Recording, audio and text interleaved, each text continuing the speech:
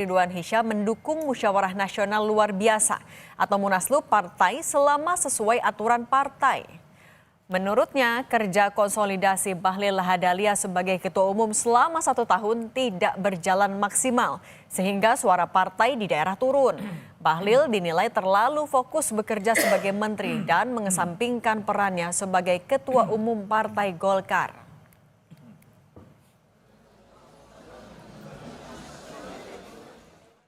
Ditanya, apakah bisa Munaslup? Bisa, sangat bisa Munaslup.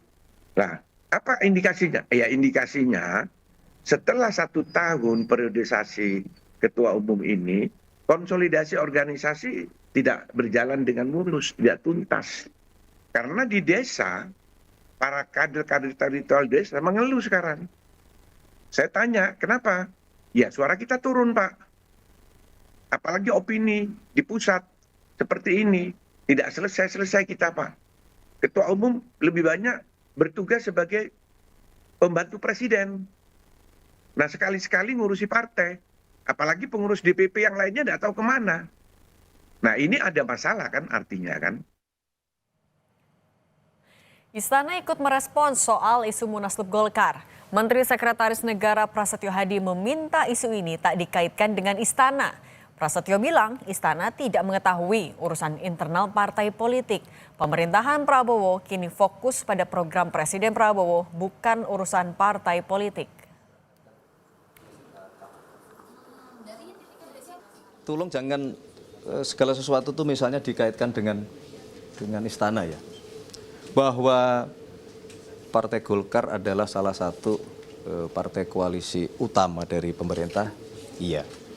Nah, tapi kalaupun terjadi dinamika dan Ketua Umum Partai Golkar sudah menyampaikan bahwa isu tersebut juga tidak benar gitu. Nah, sehingga kalau pendapat kami dari pemerintah, marilah yang segala sesuatu itu jangan semua dikait-kaitkan dengan istana gitu.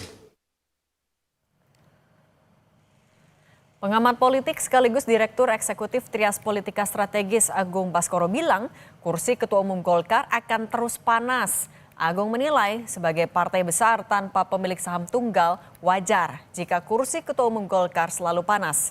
Menurut Agung, Ketua Umum Partai Golkar harus memastikan secara internal konsolidasi lintas faksi terus berjalan. Tak hanya itu, komunikasi Golkar dengan istana juga dinilai penting untuk pastikan terus berjalan baik. Tetaplah Golkar, partai besar yang punya pengaruh. Wajar jika kursi ketum selalu panas, menimbang tidak ada pemilik saham tunggal di partai berlambang beringin ini. Yang jelas, tugas seorang ketum tidak mudah. Pertama, secara internal memastikan konsolidasi elit lintas faksi terjadi. Kedua, secara eksternal memastikan komunikasi dengan istana Hambalang dalam konteks ini berjalan dengan baik, memastikan dukungan solid penuh terhadap pemerintahan. Menteri Agraria dan Tata Ruang yang juga Ketua Bidang Keagamaan dan Kerohanian Partai Golkar, Nusron Wahid, tak mau ambil pusing soal isu musyawarah nasional luar biasa Golkar. Nusron mengaku tak pernah membicarakan hal itu dengan pihak istana ataupun kader internal Partai Golkar. Soal isu Munaslup Golkar itu kan udah saya jawab. Nggak ada, Gus. Saya nggak ngerti. Nggak ngerti apa nggak ada, Gus? Nggak ngerti dan nggak pernah diajak bicara soal masalah isu itu.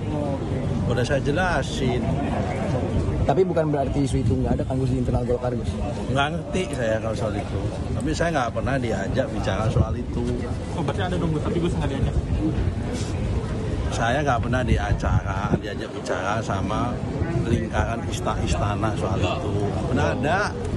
Soalnya nama Gus belakangan menguat. Santer nih, Gus. Makanya saya santer kan. Makanya saya santer disebut-sebut karena saya nggak pernah diajak bicara dan nggak ngerti.